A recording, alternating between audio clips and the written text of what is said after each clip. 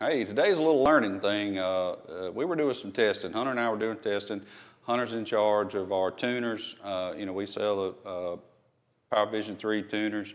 And of course, I've been doing clutching for years. And the vehicle in question is we have a 21 Defender HD10 limited, the cab, air, the whole 9 yards.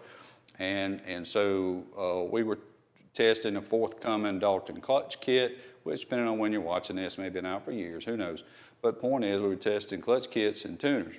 And so we had a big discrepancy from one day to the next, and it really had us messed up. We lost about 300 or 400 RPM during shift phase, and we couldn't figure out what it was.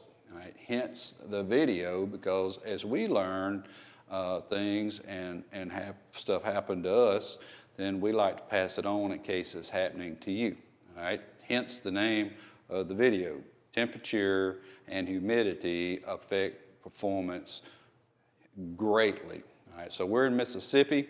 It is July, and I believe it was about a Tuesday when we did our initial test. We had our tune in there, the Dalton clutch kit.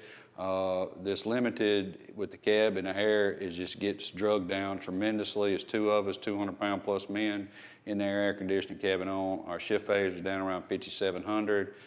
Tuner and the kit and all was up around 6,000, 6,100 shift phase RPM. And me and Hunter were ripping around. We was like, oh my gosh, this really made a huge difference. All right, so we didn't change anything. We were doing some other testing come Friday, and it was like, what the crap?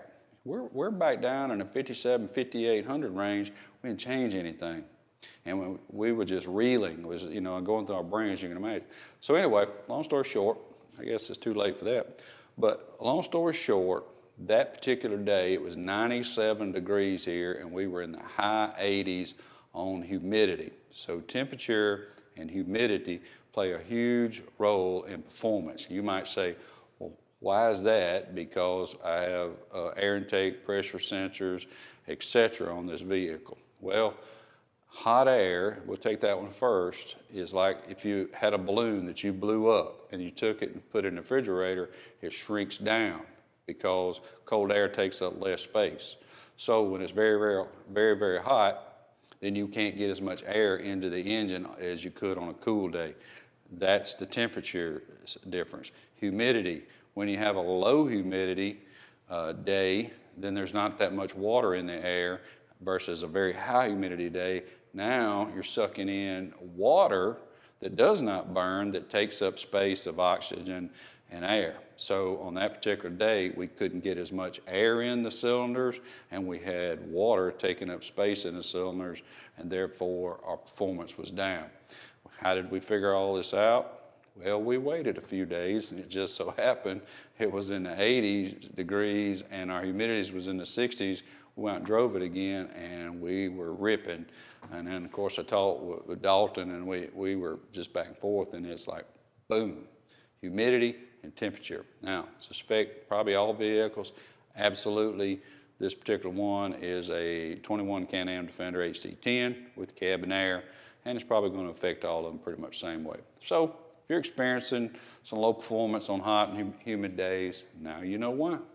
Always here, try to add a few little tidbits of information along the way. Belts, best on the planet, subscribe, like, ring that bell. We'll continue to give you some information and how-tos along the way. Got any questions? Todd at Hunterworks.com. Thanks.